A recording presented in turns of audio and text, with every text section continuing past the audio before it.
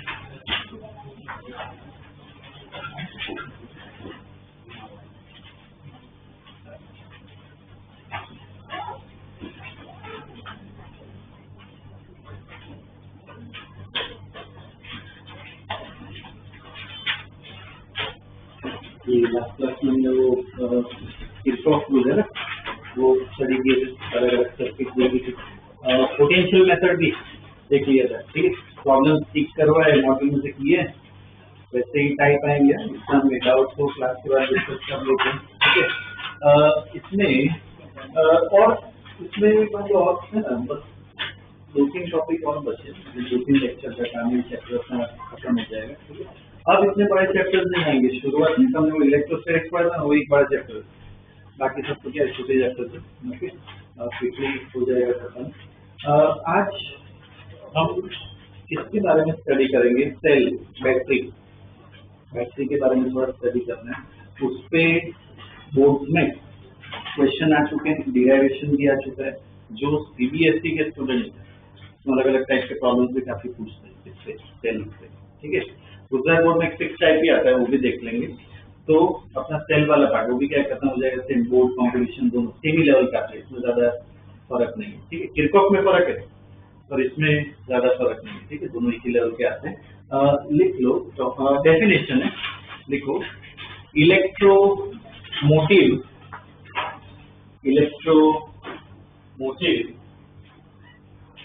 Force, electromotive force.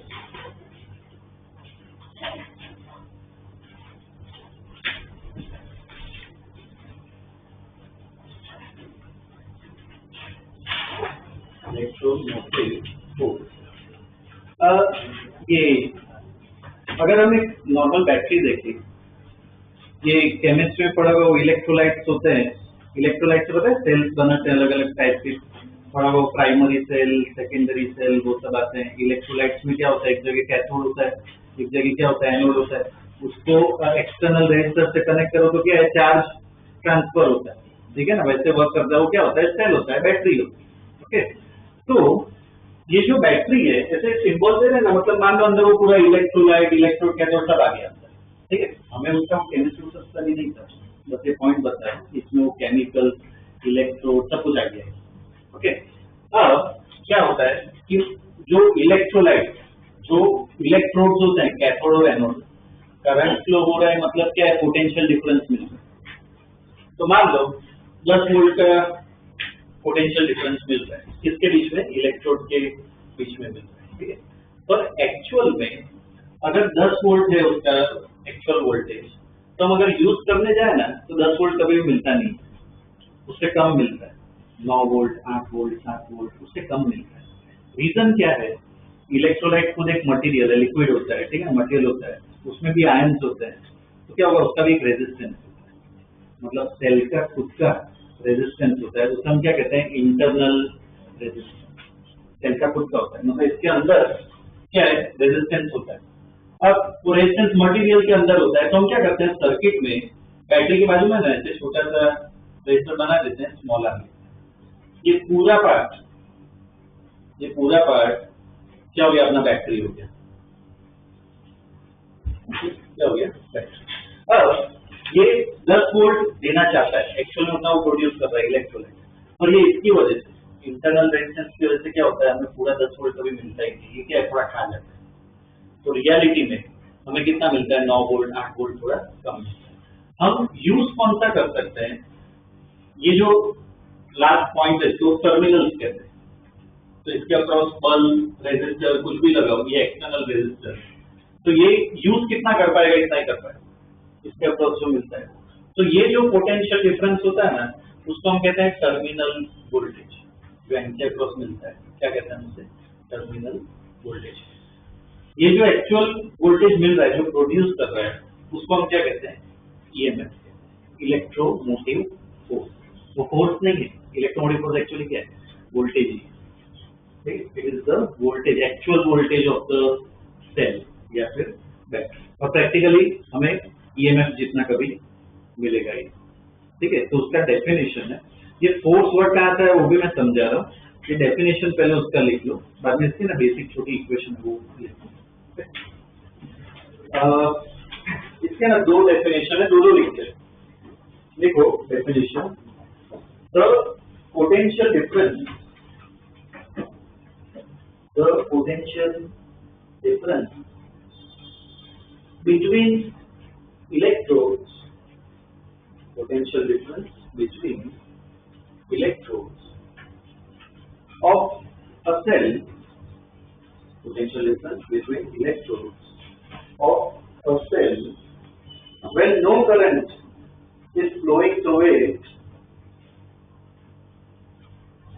when no current is flowing through it, is called the EMF of the cell.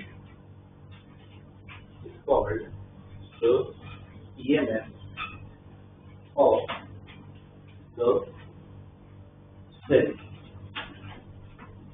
Called the EMF of the cell. ये एक definition, ठीक है। Electrodes के बीच में जो actual में मिलता है वोल्टेज, उसे क्या कहते हैं, ईएमएफ कहते हैं, ठीक है। एक और डेफिनेशन भी है, वो भी लिखवा रहा हूँ, ठीक है। नेक्स्ट टाइम में इसका दूसरा डेफिनेशन भी लिखो। EMF is the work done, EMF is the work done in moving a unit positive charge, EMF is the work done in moving a unit positive charge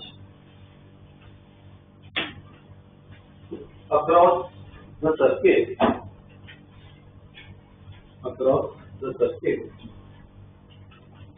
when no external resistance,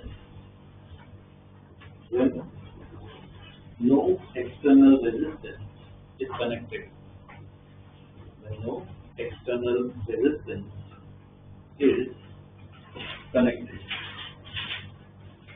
हमें क्या है EMF, हमने last class में discuss किया था, battery charge flow करवा रही है, मान लो चार्ज क्यू फ्लो हो रहा है, ईएमएफ जो है ना उसको इसे डिनोट करते हैं एप्सिलॉन, ठीक है। ये इंटरनल रेजिस्टेंस स्मॉल है, इधर अलग से मैं कोई रेजिस्टर नहीं लगा रहा हूँ, एक्सटर्नल रेजिस्टेंस नहीं, तो चार्ज घुमाने इधर तो है रेजिस्टेंस, तो फ्लो तो करेगा ही करंट। जैसे चार्ज घुमाने में बैटरी का एनर्जी यूज करती है, बैटरी वर्क करती है, तो जो वर्क पर यूनिट चार्ज होता है उसको ही हम क्या कहते हैं, ईएमएफ। इसका दूसरा डेफिनेशन, फॉर्मूला बता सकते हो, इससे work done per unit charge है, तो ईएमएफ का फॉर्मूला क्या बता, work done per unit charge W/Q, ठीक है ना। ये हमें क्या मिलता है, ईएमएफ मिलता है, ओके। और इसका बेसिकली वर्क हो रहा है पर यूनिट चार्ज ना, मतलब ये क्या कर रहा है, ऐसे होता नहीं है, पर सब बोल सकते हैं रेजिस्टर जो फोर्स प्रोड्यूस कर रहा है, जिसकी वजह से क्या वो मूव कर रहा है, तो हम क्या कहते हैं उसे इलेक्ट्रोमोटिव फोर्स कहते हैं। बाकी वो फोर्स नहीं है, क्या है, वोल्टेज ही, ठीक है, वोल्टेज है। और डायरेक्ट डेफिनेशन लिख लो, सर्किट कुछ ड्रॉ नहीं करनी, डायरेक्ट ये फॉर्मूला लिख लो, ईएमएफ इक्वल टू W/K,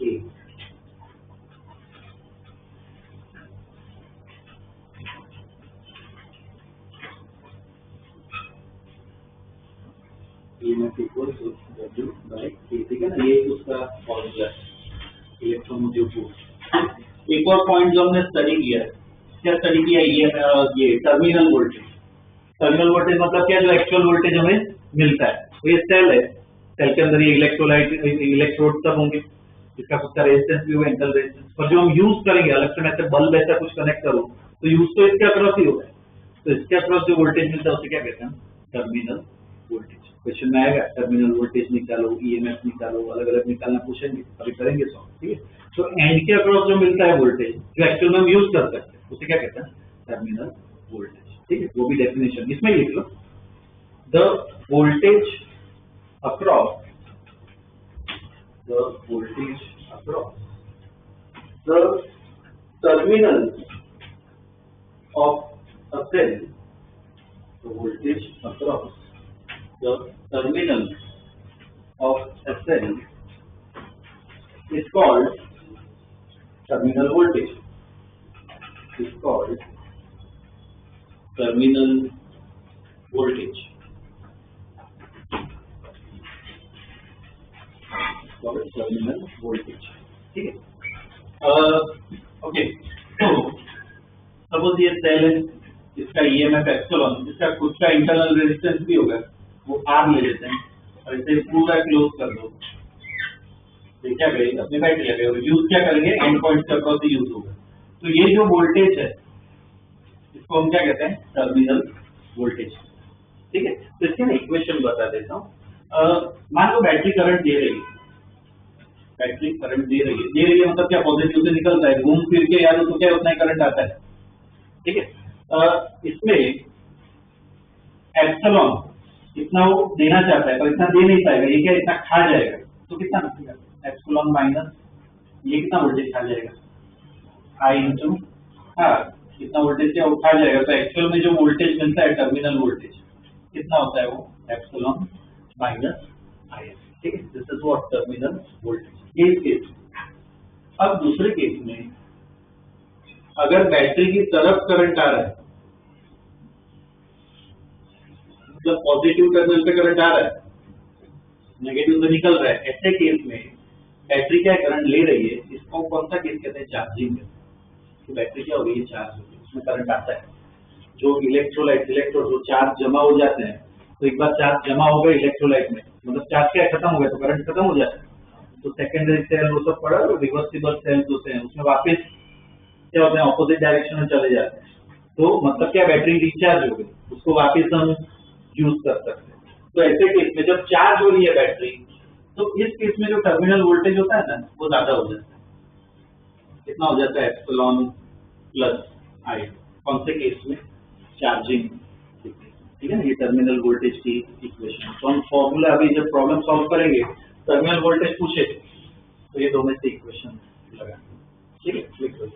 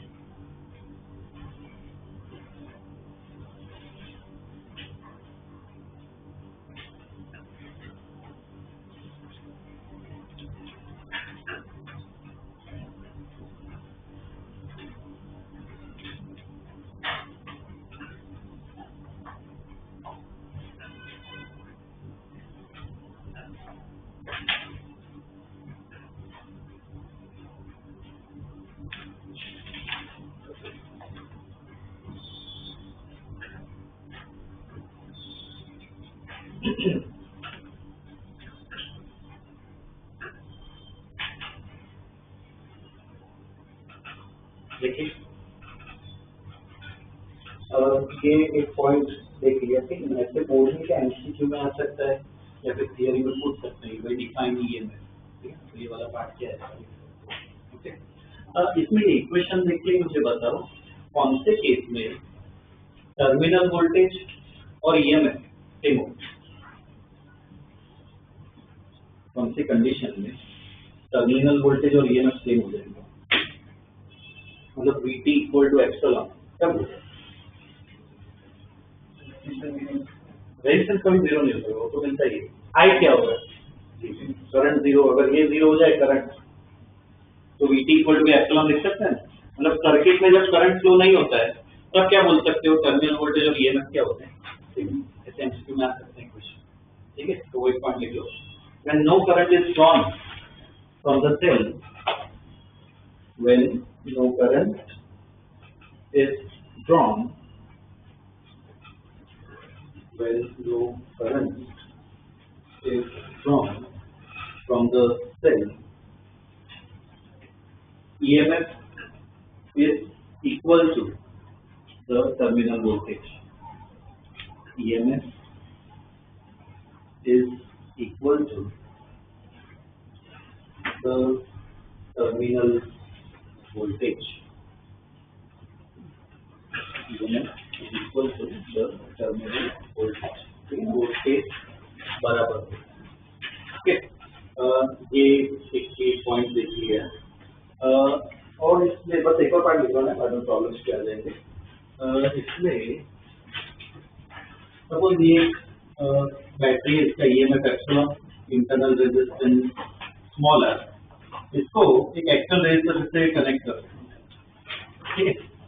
तो इसमें पहले मुझे क्या करना है, करंट निकालना है, करंट आई ले लेते हैं, फिर से ओम्स और वो सब भी लगा सकते हैं, नॉर्मल सर्किट की तरह ही सॉल्व करना है। इसको मैं सीरीज कनेक्शन मानूं या पैरेलल कनेक्शन मानूं, एक ही करंट जा रहा है, कौन सा कनेक्शन होगा, सीरीज कनेक्शन। तो इक्विवेलेंट रेजिस्टेंस कितना हो जाएगा, capital R plus small R. तो करंट क्या हो जाएगा, इसका ईएमएफ मतलब वोल्टेज एप्सिलॉन है अपॉन ओम्स लॉ लगाया V बाई आर, तो क्या मिल जाएगा मुझे, करंट मिल जाएगा, ठीक है ना। लिखो इसमें एक छोटा सा पार्ट लिखना, ठीक है।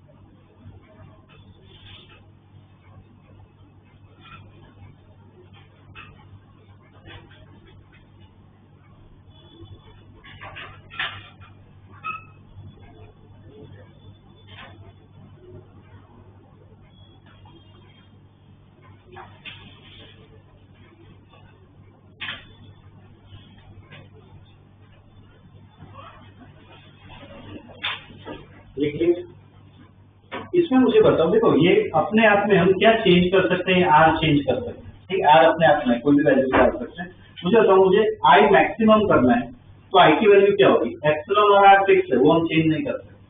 आर की वैल्यू क्या डालनी है, मिनिमम। मुझे करंट मैक्सिमम करना है तो क्या मिनिमम होना चाहिए, मिनिमम कितना होगा, ठीक, नेगेटिव मिनिमम क्या होगा, जीरो। करंट क्या मिलेगा, मैक्सिमम। तो ये केस क्या, ये सब एमसीक्यू में आ सकते हैं, इसलिए ये सब पॉइंट्स लिख रहा हूँ। ये एक बस स्टेटमेंट लिख लो, current drawn is maximum, current drawn is maximum when external resistance is zero. Current drawn is maximum when external resistance is zero. मतलब कैपिटल R इक्वल टू क्या हो जाएगा, जीरो हो जाएगा, ठीक है। तो आई मैक्स कितना आएगा, मैक्सिमम करंट क्या हो जाएगा, एप्सिलॉन अपॉन स्मॉल, ठीक है। I max equal to epsilon upon small, ठीक है। इसके अलग अलग क्वेश्चन कर लेते हैं, ठीक है। जो मैंने कहा कि बोर्ड में जैसे आते हैं और खास करके सीबीएसई में बोर्ड में जैसे आते हैं वैसे ही लेवल के कंपटीशन में भी, ठीक है, सेम ही लेवल, इसमें ज्यादा फर्क नहीं। तो क्वेश्चन इसके देखिएगा। ओके, देखो question. A cell of EMF 20 volts, a cell of EMF 20 volts and internal resistance 2 ohms and internal resistance 2 ohms is connected in series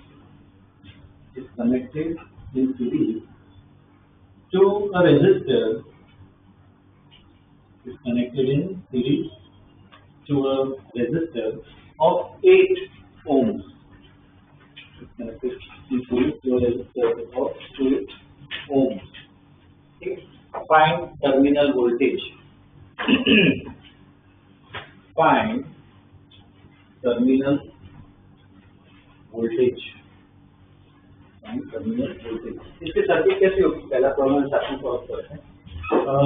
circuit कैसे ड्रॉ करोगे? बैटरी, उसके बाजू में उसका खुद का रेजिस्टेंस C R एप्सिलॉन, और इसको सीरीज में लगा रहे हैं, मतलब क्या है, इसके अक्रॉस एक रेजिस्टर लगा दिया कैपिटल R, ठीक है ना। तो क्या निकालना है हमें? टर्मिनल वोल्टेज निकालना है।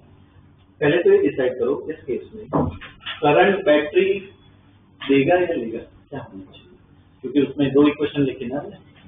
ऐसा केस हो तो ऐसे केस में बोलो क्या आना चाहिए, करंट बैटरी लेगी या फिर लेगी, क्या होना चाहिए? एक ही बैटरी है तो क्या होगा? करंट सीरीज वाला होगा। मल्टीपल बैटरी तो क्या होता है कि एक बैटरी सपोज करंट दे रही है तो दूसरी बैटरी क्या है, ले सकती है, ठीक। मल्टीपल बैटरीज में ऐसा होता है, पर सिंगल बैटरी तो क्या है, करंट देने वाली। तो करंट आई है, टर्मिनल वोल्टेज हमें पता है VT इक्वल टू क्या होगा, एप्सिलॉन माइनस IR। करो खुद सॉल्व करो, एप्सिलॉन पता है, पता है, निकालना है, आई खुद निकाल दो।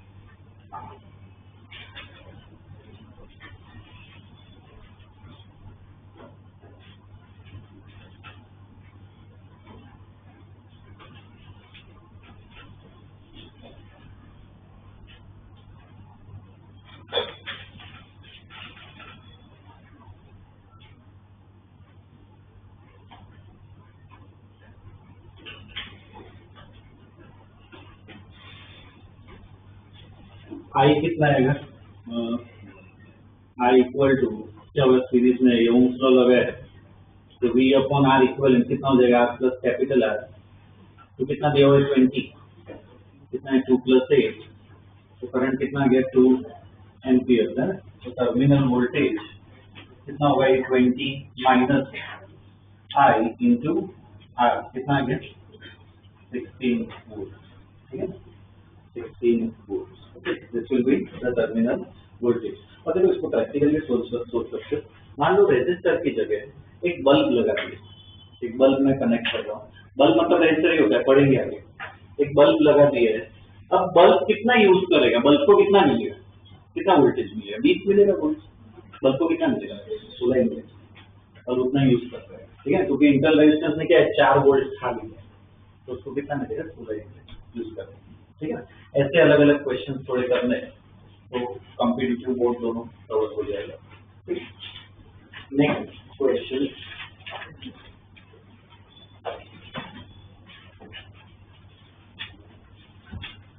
a battery gives a current, a battery gives a current of 0.5 ampere, a battery gives a current of 0.5 amperes with an external resistor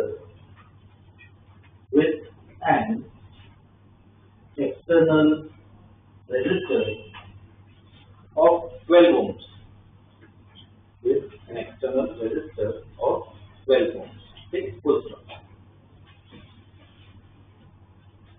Current is 0.25 amperes. Current is 0.25 amperes when external resistor is when external resistor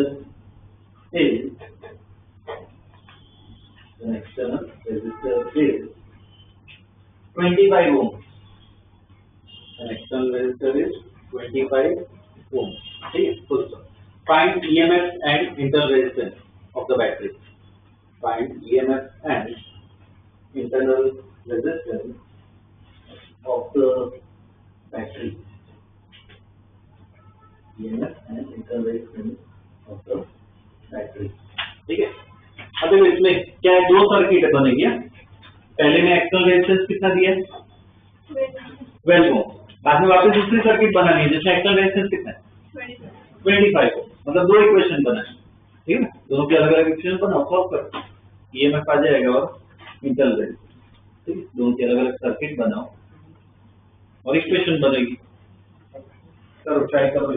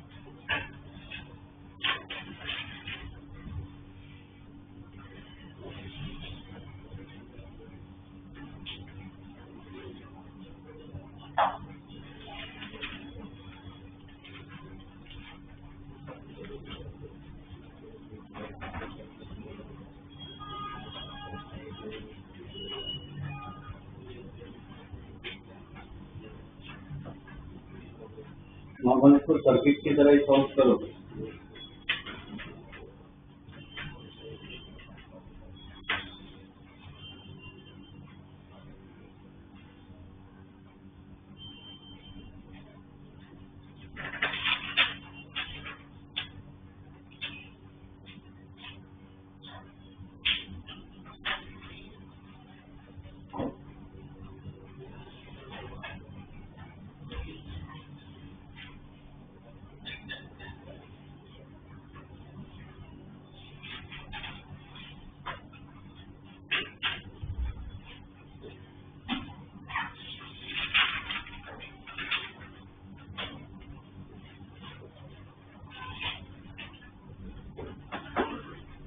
आ रहा है क्या, कितना आ रहा है ये में 6.5 वाला है। देखो इसमें सर्किट ड्रॉ करते हैं। पहले ये बैटरी से कनेक्ट किया, मतलब ईएमएफ और इंटरनल रेजिस्टेंस है। पहले रेजिस्टर कितना है, पहले कितना रेजिस्टर 12 ओम्स, और करंट कितना मिल रहा है 0.5 एम्पियर। तो इधर इक्वेशन नॉर्मल सर्किट की तरह सॉल्व करो, क्या ओम्स लॉ लगाओ, तो I इक्वल टू क्या होगा, V upon R equivalent. V कितना ईएमएफ के बराबर, R इक्वलेंट कितना होगा 12 प्लस R। तो इधर से एप्सिलॉन क्या लिख सकते हैं 0.5 इंटू 12 प्लस R। ठीक है, अब इधर क्या कर रहे हैं, रेजिस्टर चेंज कर रहे हैं, ईएमएफ और इंटरनल रेजिस्टेंस उतना ही रहेगा, वो चेंज नहीं होगा, बैटरी तो वही है। अब रेजिस्टर कितना डाल दिए 25 ओम्स, और करंट कितना हो गया 0.25 एम्पियर, है ना। ऐसे केस में अब क्या होगा, 0.25 इक्वल टू एप्सिलॉन अपॉन, अब आर इक्वलेंट कितना हो जाएगा 25 प्लस आर। तो इधर EMF equal to 0.25 into 25 plus R. दोनों को क्या इक्वल कर सकते हैं, दोनों को इक्वेट कर दो, तो 0.5 12 plus R equal to 0.25 into 25 plus R. ठीक है, इसको सॉल्व कर दो, आर आ जाएगा, कितना आ रहा है यार 1 ओम, ये अपना आर आ गया। आर को यहाँ कहीं पे भी डाल दो तो ये मैं आ गया, कितना आ रहा है ये में 6.5 वोल्ट। ठीक है ना, ये रेजिस्टेंस आ गया और ये में आ गया। ठीक है, ऐसे ही टाइप से गुजरात बोर्ड में तो जनरली पूछते हैं, उसमें एनसीईआरटी में से ही आता है, पर सीबीएसई में ऐसा पूछ सकते हैं और कॉम्पिटिटिव में भी ऐसा आ सकता है। ठीक है,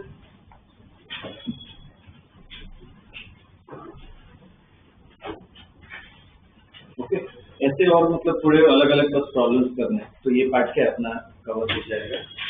नेक्स्ट क्वेश्चन देखो, for driving a current, for driving a current, of 3 amperes, for driving a current of 3 amperes for 5 minutes, for driving a current of 3 amperes for 5 minutes in a circuit,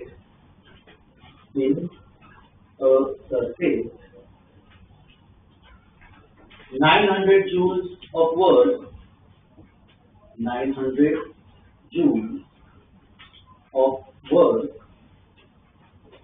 is to be done. 900 joules of work is to be done. Find EMF of the source. Find EMF of the source.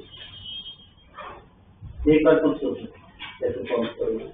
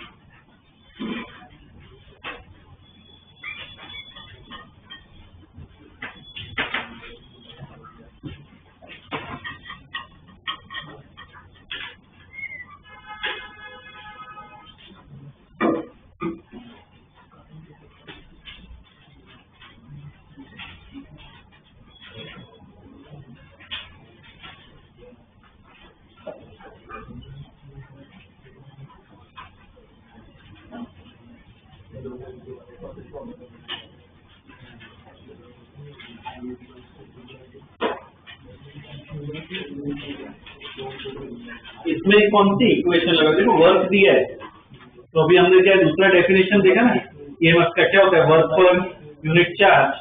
तो EMF को कैसे निकाल सकते हैं, W by Q. W तो दिया हुआ है 900 जूल, चार्ज कैसे निकालें, बोलो चार्ज कैसे निकालें, क्या क्या दिया हुआ है इसमें, करंट दिया हुआ है और क्या दिया, टाइम भी दिया हुआ है कि 5 मिनट के लिए जा रहा है। तो Q इक्वल क्या है, सबसे पहले लेक्चर में इससे देखा था, करंट के पहले लेक्चर में क्या होता है, Q equal I delta T. Current कितना है 3 और कितना 5 मिनट है ना, 5 मिनट है तो कितना होगा 300 सेकेंड, मतलब चार्ज कितना है 900 कूलम। वर्क कितना है 900 जूल है ना, 900 जूल अपॉन चार्ज भी कितना है 900, कितना आ गया ये है 1 जूल। ठीक है, डेफिनेशन ही फॉलो किया, वर्क पर यूनिट चार्ज। ठीक है ना, ऐसे अलग अलग टाइप्स बस कवर करने। ठीक है,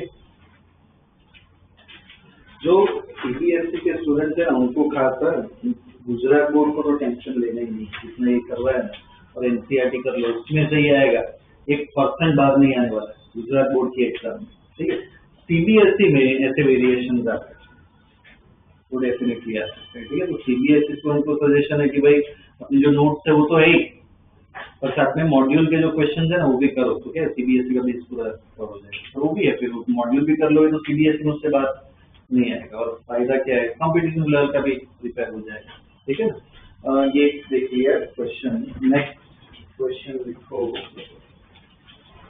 a battery of EMF 12 volt, battery of EMF 12 volt and internal resistance 2 ohm and internal resistance 2 ohm is connected to a 4 ohm resistor, is connected to a 4 ohm resistor, connected to a 4 ohm resistor. Show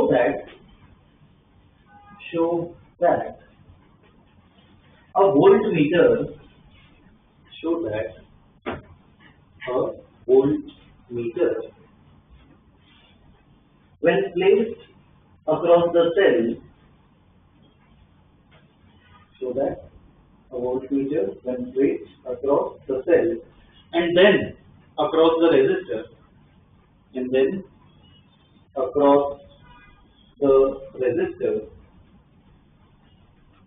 then across the resistor gives the same reading, gives the same reading. ये problem है साथ में discuss करते हैं, क्योंकि यहाँ पे volt meter के बारे में दिया है। ओके, क्या दिया हुआ है कि एक अपना सेल है, एक सेल का ईएमएफ इंटरनल रेजिस्टेंस दे रखा है, कितना है 12 वोल्ट और 2 ओम, और इसको एक रेजिस्टर से कनेक्ट कर रहे हैं, ये रेजिस्टेंस कितना दिया है 4 ओम। अब क्या कर रहे हैं, वोल्ट मीटर लगा रहे हैं, पहले कहाँ पे लगा रहे हैं, बैटरी के अक्रॉस लगा रहे हैं। वोल्ट मीटर का मतलब पता है क्या होता है, वो कौन सा डिवाइस है, क्या मेजर करता है वोल्ट मीटर, वोल्टेज। तो कभी भी ऐसा दिया ना कि वोल्ट मीटर की रीडिंग वो सब निकाल, मतलब क्या निकालना है, वोल्टेज निकालना है और कुछ नहीं। ठीक है, ऐसे वर्ड्स अलग अलग आएंगे। तो वोल्ट मीटर कनेक्ट कैसे करते हैं, ये सब पढ़ेंगे अभी मैं बताऊंगा वोल्ट मीटर, पर अभी के लिए वोल्ट मीटर कैसे कनेक्ट करते हैं, अक्रॉस बैटरी दिया है तो बैटरी के एंड पॉइंट टर्मिनल से ऐसे लगाते हैं पैरेलल में, वोल्ट मीटर को ऐसे लगाते हैं और इसकी रीडिंग पूछिए, मतलब क्या निकालना है, वोल्टेज निकालना है, पर कौन सा बोलो ऐसे कनेक्ट होना, कौन सा वोल्टेज निकालना, टर्मिनल वोल्टेज, एंड के अक्रॉस किया ना, तो इस केस में पहले डायग्राम में क्या निकालना है, टर्मिनल वोल्टेज। तो पहले केस में जो रीडिंग है अपनी कौन सी आएगी, टर्मिनल वोल्टेज, एप्सिलॉन माइनस आया या प्लस आया, ये कोई करंट नहीं लेता है वोल्ट मीटर, जो आइडियल वोल्ट मीटर होता है कोई करंट नहीं लेता है, बस करंट इधर ही फ्लो होने वाला है, बोलो माइनस या प्लस, माइनस, एक ही बैटरी है वो करंट देगी, एप्सिलॉन माइनस आया, ये पहले रीडिंग। दूसरे केस में क्या किया है कि अब रेजिस्टर के अक्रॉस कनेक्ट किया, रेजिस्टर के अक्रॉस कनेक्ट कर देते हैं। ये 12 वोल्ट, 2 ohms, 4 ohms। अब वोल्ट मीटर ऐसे लगा है इसके अक्रॉस, मतलब कितना वोल्टेज निकालना है इस रेजिस्टर। तो इधर वोल्टेज कैसा आएगा? करंट तो उतना ही रहेगा ना, करंट तो चेंज होने नहीं वाला, सर्किट में हमने कोई छेड़छाड़ होती नहीं, करंट तो उतना ही रहने वाला। इसके अक्रॉस वोल्टेज वो कैसे निकलेगा? ओह्म्स लॉ है। तो इसके अक्रॉस वोल्टेज कुछ V ले लेते हैं, तो V इक्वल टू क्या होगा? I इंटू, ठीक है। करो सॉल्व, देखो दोनों सेम आ रहा है कि नहीं आ रहा है, वो शो करना है। और सर्किट हो सब खुद ड्रॉ करो, इतना समझा है खुद ड्रॉ करो, सब दिमाग में बैठेगा।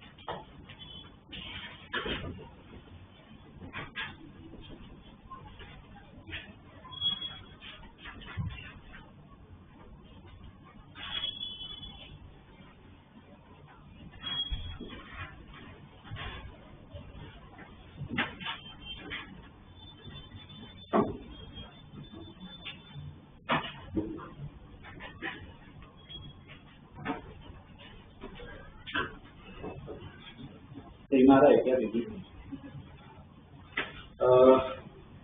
पहले में करंट, इधर पहली सर्किट में करंट कितना होगा? I equal to Ohm's law पूरी सर्किट पे लगा है, तो 12 अपॉन इक्विवेलेंट रेजिस्टेंस कितना हो जाएगा? 6। तो I इक्वल टू कितना आ गया? 2 एम्पियर। तो टर्मिनल वोल्टेज कितना होगा? EMF 12 माइनस 2 इंटू 2 कितना आ गया? 8 वोल्ट। ठीक है, ये अपना टर्मिनल वोल्टेज आ गया और यही अपनी रीडिंग होगी, वोल्ट मीटर की रीडिंग मतलब यही होगी। ठीक है, अब इसके अक्रॉस रीडिंग निकालनी है, तो I इंटू आर, आई क्या होगा? इतना ही होगा, 2 एम्पियर। कोई सर्किट को तो छेड़ा नहीं हमने, तो 2 इंटू आर कितना है? 4 ओम। क्या है? सेम है। ठीक, तो में रीडिंग क्या आई? सेम है। इसमें ये ऐसे बोर्ड में क्वेश्चन आते हैं तो ऐसे पूरा लिख के ड्रॉ करके सॉल्व करना ही पड़ेगा। ठीक है, पर कॉम्पिटिटिव पार्ट में तो ऐसे ऑप्शंस में है कि सेम होगा, अलग होगा। सॉल्व किए बगैर मुझे बताओ, सॉल्व किए बगैर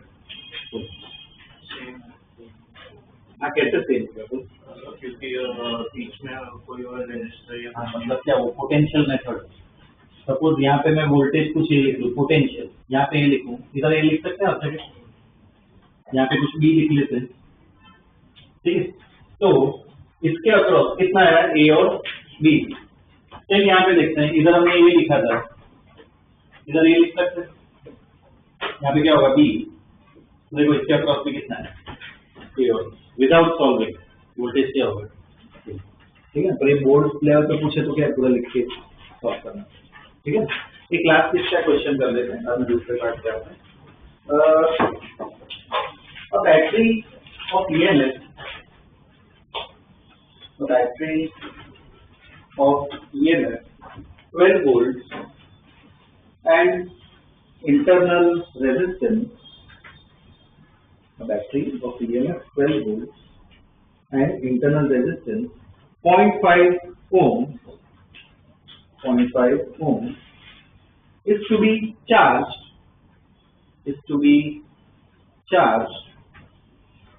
by a battery charger, is to be charged by a battery charger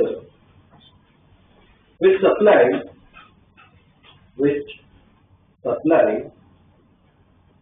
110 volts, which supplies 110 volts। ठीक है, ये इतना दिया हुआ है। अब इसमें दो पार्ट है, पहले पार्ट में लिखो find resistance to be connected in series, find resistance to be connected in series, resistance to be connected in series to limit the charging current, to limit the charging current to 5 amperes, limit the charging current to 5 amperes। ठीक है, पहले part में। और दूसरा part में लिखो find terminal voltage of the battery, find terminal voltage of the battery, terminal voltage of the battery. अब देखो इसमें ना सर्किट दी नहीं हुई है, सर्किट दी नहीं हुई है, एक बार खुद ड्रॉ करने की ट्राई करो सर्किट को, क्वेश्चन में दिया उस हिसाब से ट्राई कर सकते हैं, बस सर्किट ड्रॉ करो।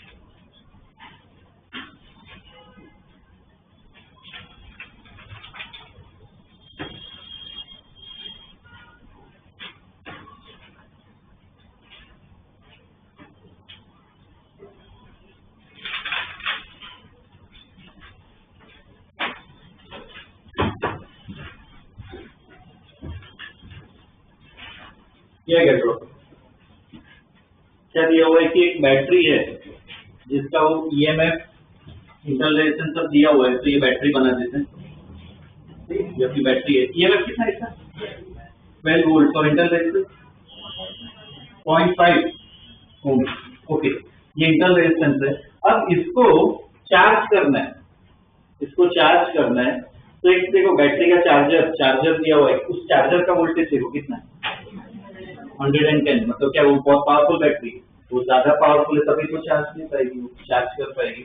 तो इसके अक्रॉस क्या कर दिया है कि एक बैटरी, एक मिनट,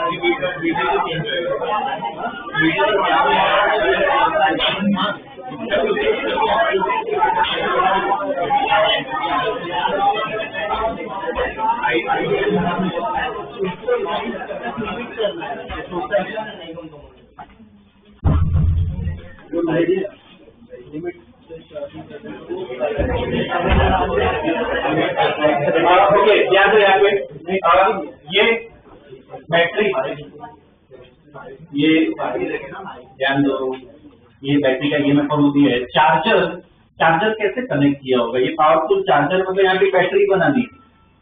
कौन सा टर्मिनल चार्ज हुआ मतलब करंट इधर आना चाहिए, पॉजिटिव टर्मिनल पे। इधर चार्जर का कौन सा पोलैरिटी डाले, प्लस या माइनस? प्लस। अभी क्या ये बड़ा चार्जर है, ये पावरफुल बैटरी है। पावरफुल बैटरी को मल्टीपल ऐसे पोलर्स बना है, तो क्या ये करंट दे पाएगा? और क्या ड्रॉप करेगा?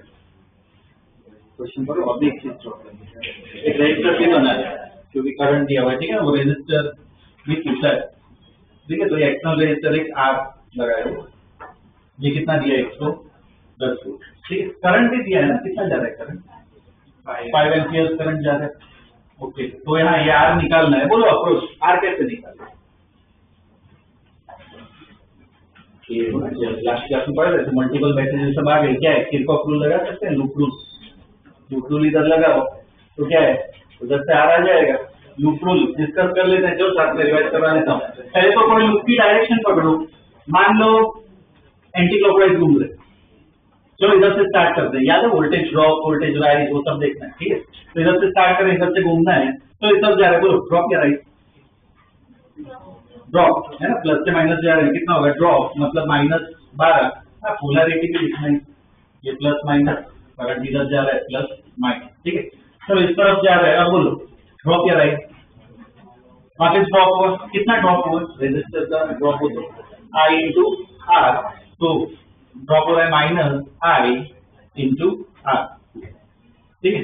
बाद में ये रेजिस्टर आ गया, देखो वापस ड्रॉप हो रहा है, कितना ड्रॉप हुआ? सेम I इंटू R, और इस तरफ गया तो कितना हो गया? राइट, माइनस से प्लस जा रहा है, राइट कितना राइट होगा? Plus 110 equal to 0। चलो इसको सॉल्व आ जाएगा।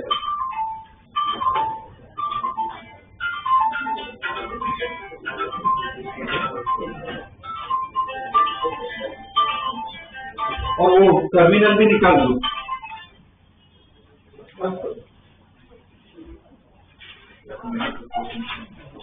हाँ,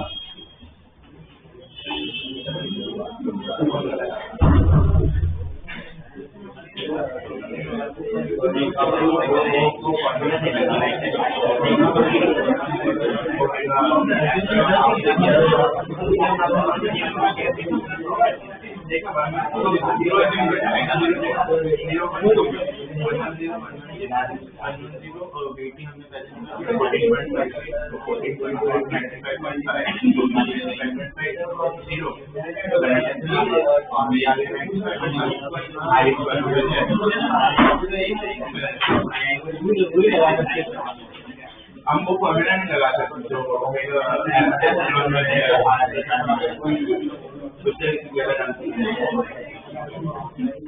दो बैटरी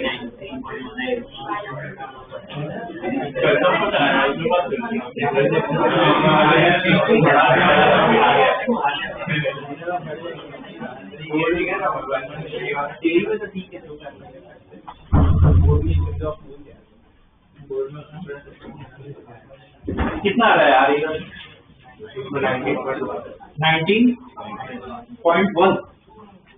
19.1 ओम, ये अपना रेजिस्टेंस आ गया, ठीक है। और इसमें और क्या बचा है दूसरे पार्ट में? वो टर्मिनल वोल्टेज।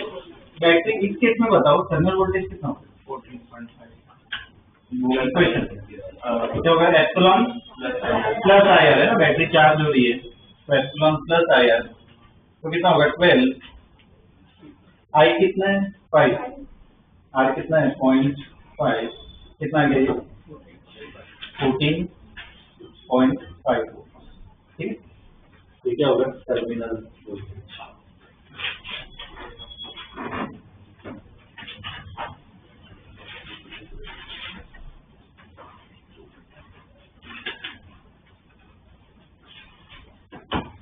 ओके, ये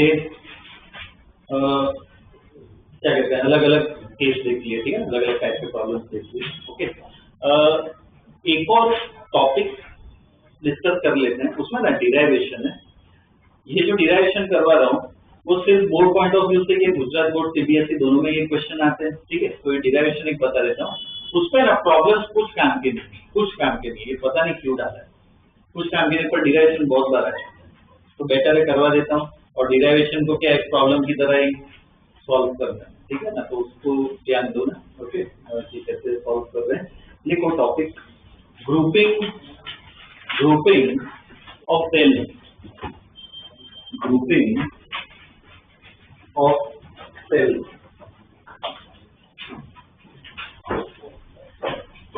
grouping of cell,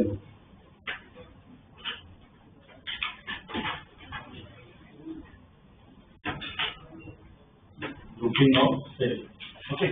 ग्रुपिंग मतलब कॉम्बिनेशन ही है, इसमें से वो दो आते हैं, सीरीज और पैरेलल, ठीक है। पहला लिख लो सीरीज, पहला है सीरीज,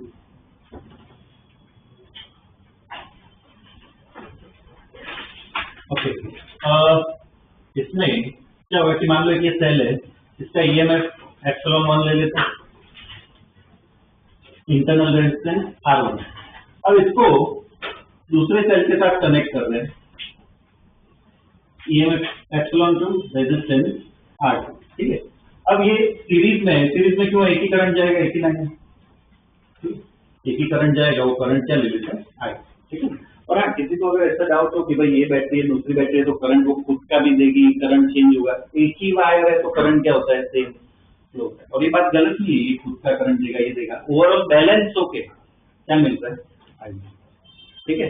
तो ये करंट मान लो I मिल रहा है। अब क्या करना है, मुझे इसको रिप्लेस करना है। कैसे रिप्लेस करना है, जैसे इक्विवेलेंट रेजिस्टेंस में किया था, ये दो सेल्स है, उसको मुझे एक ही सेल से रिप्लेस करना है, जिसका ईएमएफ क्या होगा E इक्विवेलेंट और रेजिस्टेंस क्या होगा R इक्विवेलेंट।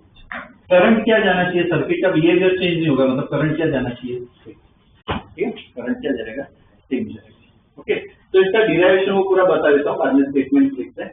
इसमें ये पॉइंट ए ले लेते हैं, ये पॉइंट बी ले लेते हैं और ये पॉइंट सी ले लेते हैं, ठीक है। अब VA माइनस VB अगर मैं कहूँ, VA माइनस VB मतलब क्या होगा, पहली बैटरी का टर्मिनल वोल्टेज होगा, पहली बैटरी का टर्मिनल वोल्टेज कितना होगा, VA माइनस VB कितना होगा, एप्सिलॉन के काम करते हैं। ये चार्जिंग का केस लग रहा है ना, चार्जिंग जनरली नहीं बनाना चाहिए, वो तो सिर्फ कॉम्पिटिटिव लेवल में ही आते हैं।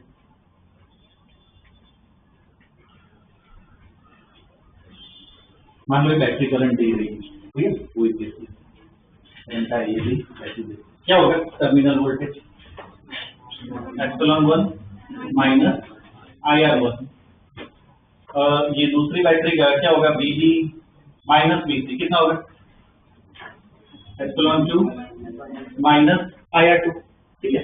और इस बैटरी को रिप्लेस किया है, मतलब ये पॉइंट कौन सा है A और ये पॉइंट कौन सा है B या C, ठीक है ना, पूरे पार्ट को यहाँ पे रिप्लेस करें। तो इधर यहाँ से VA माइनस VC क्या लिख सकते हैं, epsilon equivalent minus IR equivalent, ठीक है। अब कंपेयर करना है, तो देखो इधर VA माइनस VC है, इधर भी मुझे VA माइनस VC लाना है, क्या करें, 2 को ऐड कर दो तो VB कैंसिल हो जाएगा। तो यहाँ से VA माइनस VC कितना आ रहा है, epsilon 1 minus IR1 plus epsilon 2 minus IR2। तो इसको मैं रीअरेंज कर रहा हूँ, एप्सिलॉन 1 प्लस एप्सिलॉन 2, इसको क्या लिख सकते हैं, minus I R1 plus R2, ठीक है। इसको इक्वेशन 1 बना देते हैं, या अपनी इक्वेशन 2। अब क्या करना है, दोनों को कंपेयर कर लो, बस दोनों को कंपेयर कर लो। कंपेयर करो मतलब क्या है, VA minus VC, VA minus VC same, तो एप्सिलॉन इक्विवेलेंट किसके बराबर है,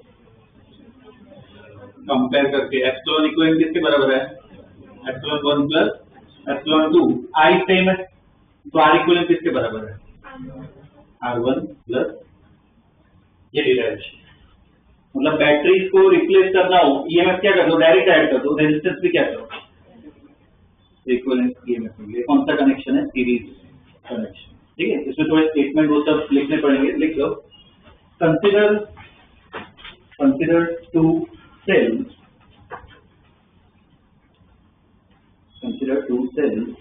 of EMF epsilon 1 and epsilon 2.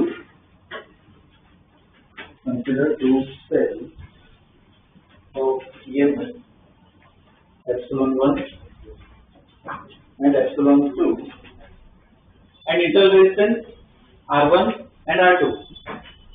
Internal resistance R1 and R2.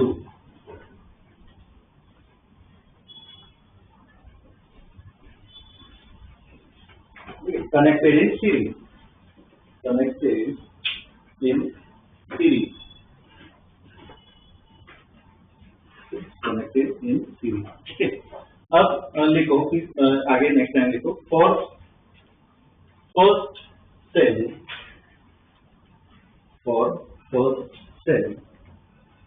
the terminal voltage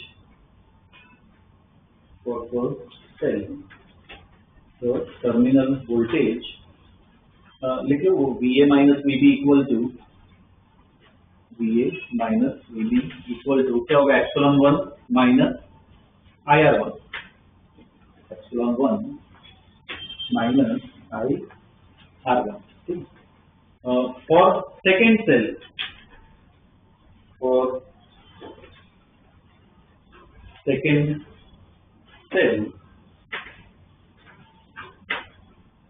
क्या होगा, VB minus VC equal to epsilon 2 minus IR2, ठीक है। अब क्या कर रहे हैं, ये दोनों को ऐड भी करना है ना, ठीक है ना। तो आगे लिखो, the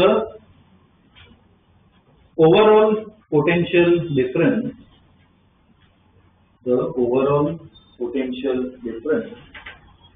across the two cells, overall potential difference across the two cells will be,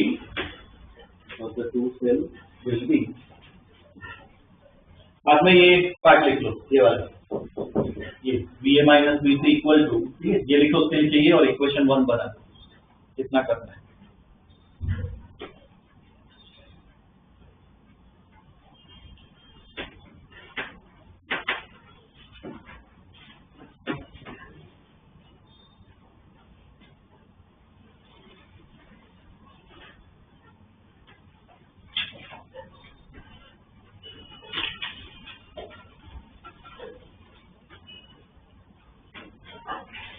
ये सर्किट ड्रॉ की बाकी है, तो एक काम करो, एक्चुअली पहले ड्रॉ कर लेनी थी, कोई बात नहीं, ये लिख लिया ना, उसके नीचे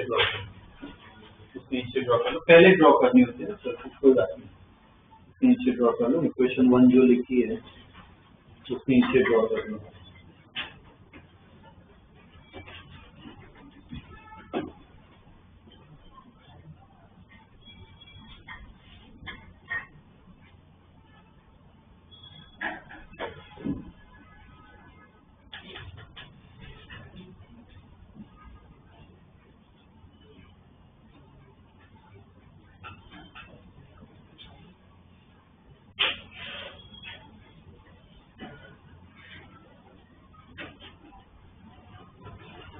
चलिए ड्रॉ,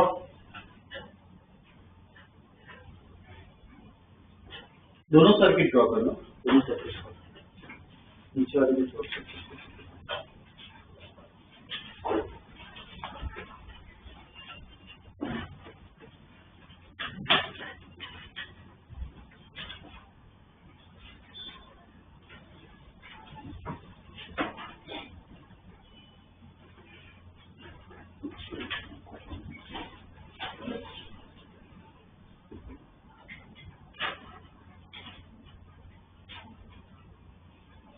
ठीक है, अब इसमें लिखो, इसके आगे, the two cells are now replaced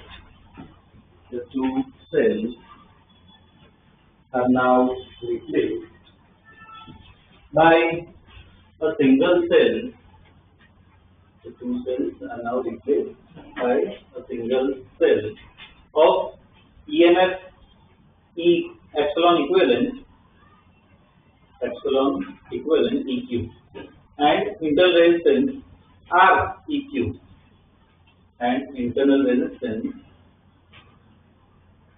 R EQ such that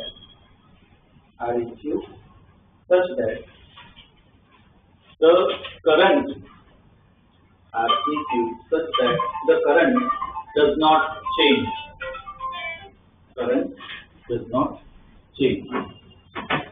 ठीक है. उसके बाद नेक्स्ट स्टेटमेंट क्या लिखोगे? The terminal voltage will be, ध्यान दो, टर्मिनल वोल्टेज विल बी, उसका ये लिखो. ठीक है.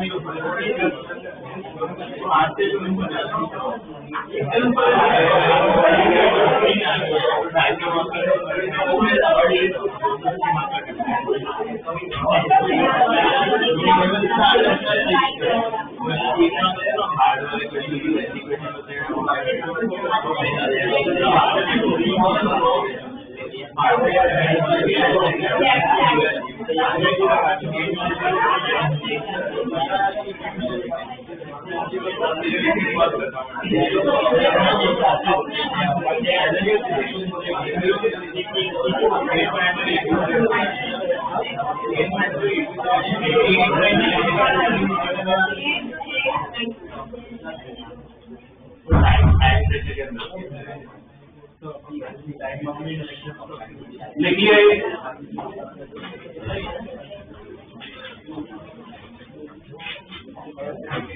ठीक है, ये कौन सा है? Series connection.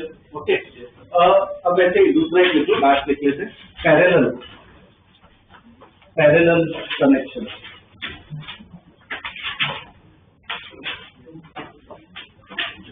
Parallel connection.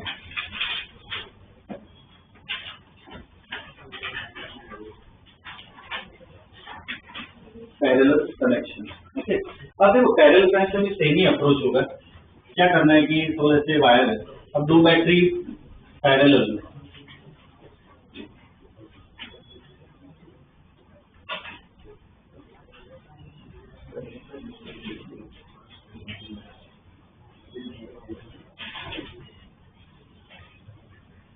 यहाँ पे ए पॉइंट, यहाँ पे बी पॉइंट, तो यहाँ पे भी ए और बी लिख सकते हैं.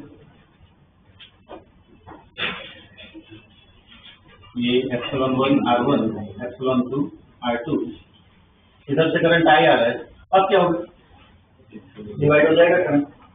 मान लो इधर करंट I1, इधर करंट I2, ठीक, कंबाइन होकर क्या होगा, वापस करंट आई जाएगा। अब इसमें सेम प्रोसीजर, ये पूरा जो पार्ट है एक बैटरी से रिप्लेस कर रहे हैं, ये एप्सिलॉन इक्विवेलेंट आर इक्विवेलेंट, ये पॉइंट ए, ये पॉइंट बी। कितना करंट जाना चाहिए, I1 या I2? आई, जो मेन करंट है वो, ठीक है। एक मिनट रुको, इसमें भी direction,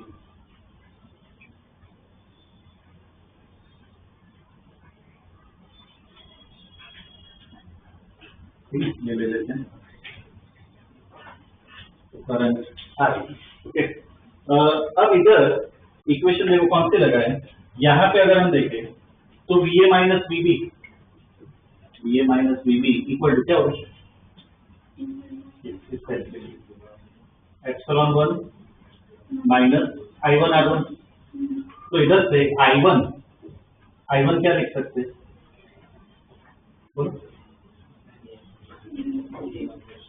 epsilon 1 minus VA minus VB पूरा क्या होगा R1, मैं R1 को ऐसे लिखूँ, ठीक है। वैसे ही दूसरे सेल के लिए VA minus VB equal to epsilon 2 minus I2 R2। तो इधर से I2 क्या लिख सकते हैं, एप्सिलॉन 2 माइनस R2 माइनस क्या होगा, VA minus VB upon R2। अब इक्वेशन इधर क्या लगा सकते हैं, इस सेल के लिए इक्वेशन क्या होगी, VA minus VB equal to epsilon equivalent minus IR equivalent. तो इधर से IR इक्विवेलेंट कितना हो जाएगा, epsilon equivalent minus VA minus VB, इधर R इक्विवेलेंट, नीचे क्या होगा, R इक्विवेलेंट, ठीक है। बस बाद में ऐड कर देंगे तो इधर भी रिजल्ट आ जाएगा, ठीक है ना, पैरेलल कनेक्शन। इसमें इसे स्टेटमेंट लिख लो, consider two cell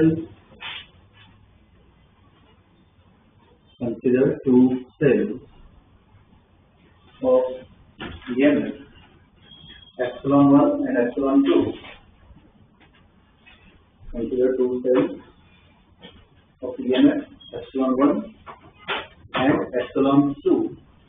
And internal resistance R1 and R2. Internal resistance R1 and R2 connected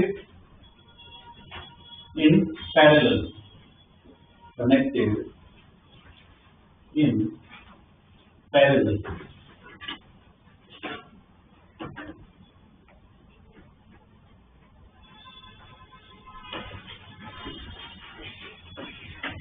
ये ऊपर वाले सर्किट ड्रॉ करो।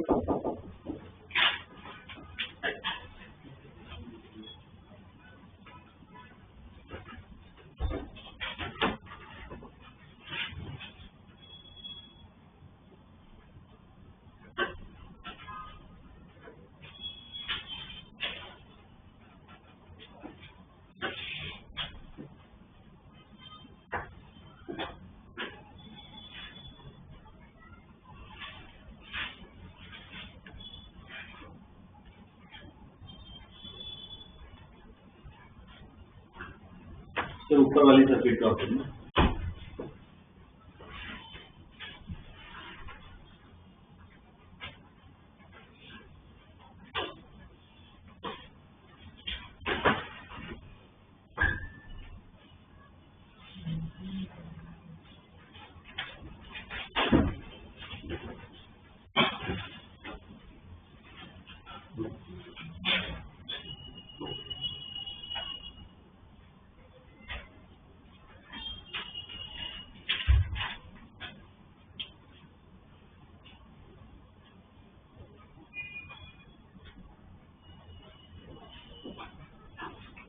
चलिए ड्रॉ, ठीक है।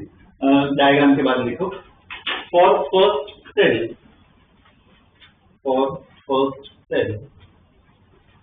The terminal voltage for first cell, the terminal voltage,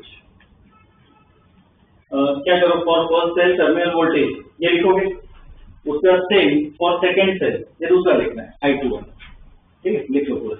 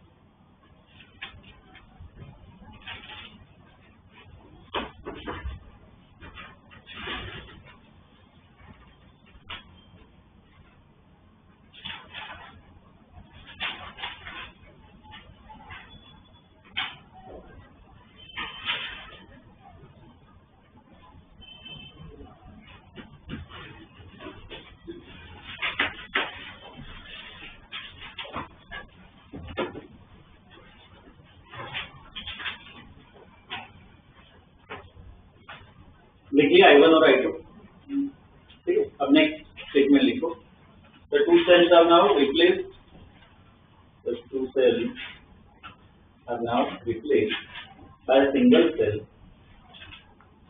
equals are now replaced by a single cell of EMF epsilon equivalent, and internal resistance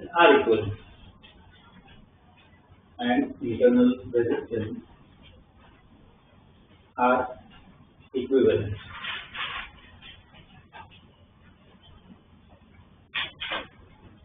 okay. अब मैं draw कर लो दूसरी ये इक्विवेलेंट बैटरी ड्रॉ कर लो, ये इक्वेशन भी लिख लो, ड्रॉ कर लो, इक्वेशन भी लिख लो।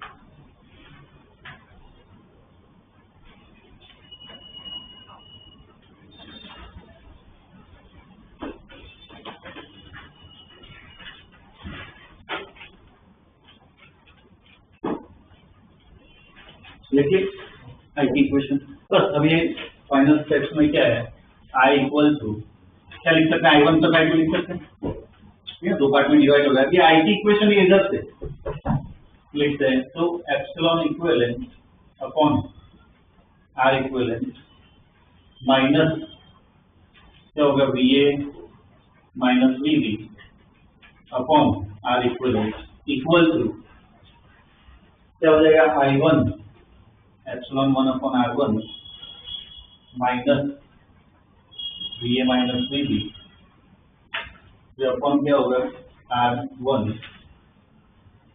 प्लस एप्सिलॉन 2 अपॉन R2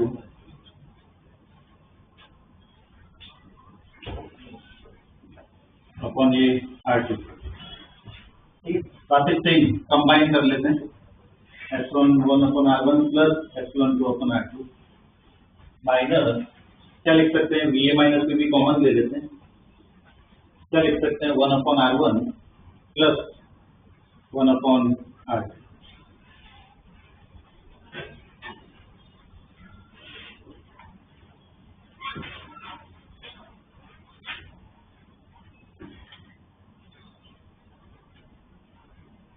देखिए बस अब से इधर भी कंपेयर ही करना है, कंपेयर करते हैं तो ये पूरा किसके बराबर होगा, किसके बराबर होगा, ठीक है ना। Same thing on comparing both side, on comparing both side क्या होगा, epsilon equivalent upon R equivalent किसके बराबर आया, epsilon 1 R1 plus epsilon 2 upon R2। ठीक है, ये एक रिजल्ट आया। और सेम 1 अपॉन R इक्वलेंट किसके बराबर आएगा? ये जो 1 अपॉन R इक्वलेंट है वो किसके बराबर है? 1 upon R1 plus 1 upon R2।